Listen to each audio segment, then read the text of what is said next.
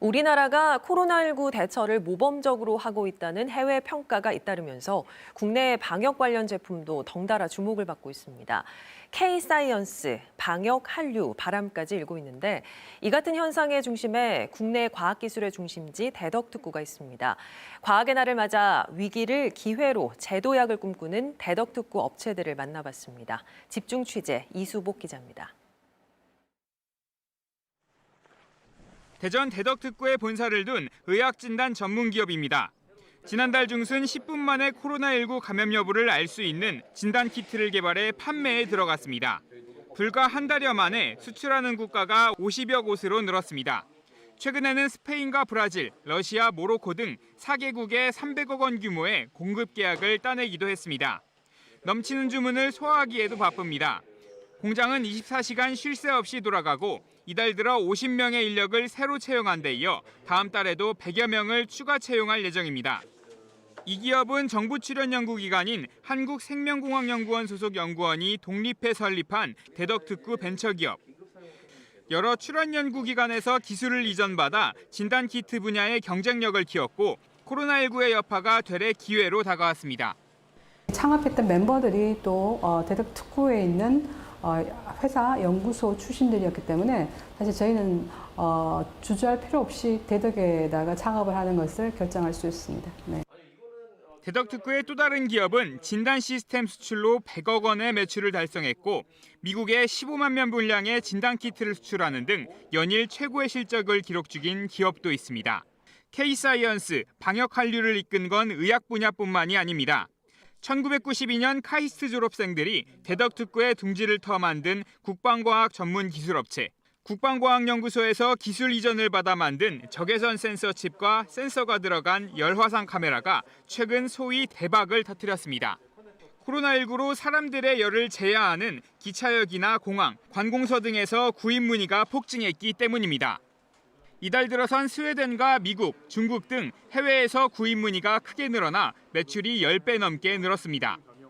열화상 카메라용 센서 칩을 양산하는 업체는 또 대한민국에선 저희가 유일하고요. 그래서 수출도 지금 해외에도 많이 늘고 있고 또 많은 네, 계속해서 이수복 기자와 이야기 나누겠습니다. 네. 이 기자, 코로나19 때문에 이제 소위 방역 한류라는 말이 이제 생길 정도군요. 리포트의 두 사례처럼 실제 대덕특구가 방역 한류에 좀 중요한 역할을 하고 있습니까? 네, 일단 외신들은 이번 코로나19 확산세를 완화할 수 있었던 배경엔 신속한 진단이 주요한 것으로 평가하고 있는데요. 중소벤처기업부가 지난주 발표한 자료에 따르면 올 1월과 2월 기준 코로나19 진단키트를 수출하고 있는 곳은 24개 업체입니다. 이 중에서 공장을 지역에 두고 투자나 수출 상담이 용이한 서울에 본사를 둔 업체를 제외하곤 대전에 둥지를 튼 업체가 가장 많습니다. 전체의 약 20%를 차지하고 있고요.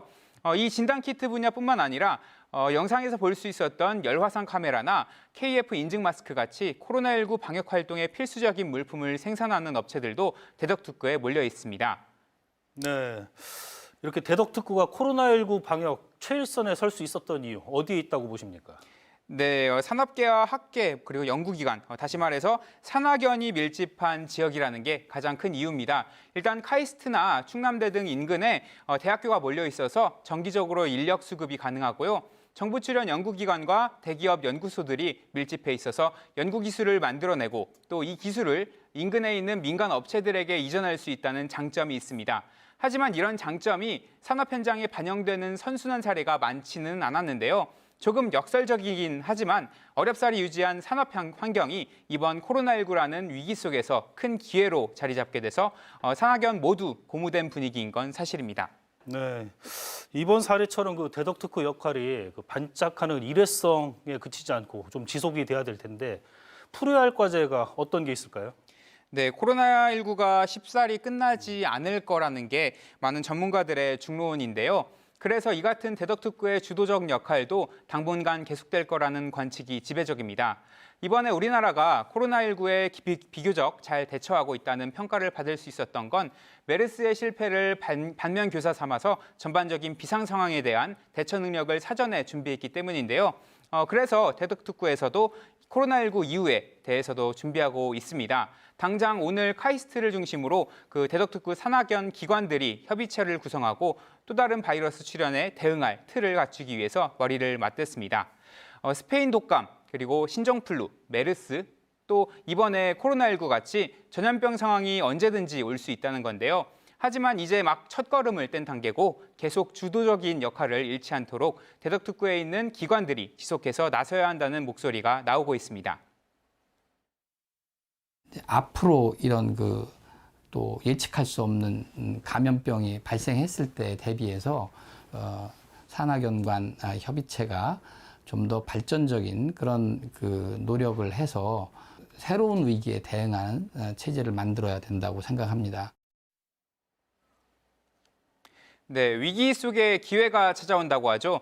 이번에 찾아온 기회를 발판 삼아 대덕특구가 우리나라가 과학강국으로 알려지는데 더 일조할 수 있기를 기대해 봅니다.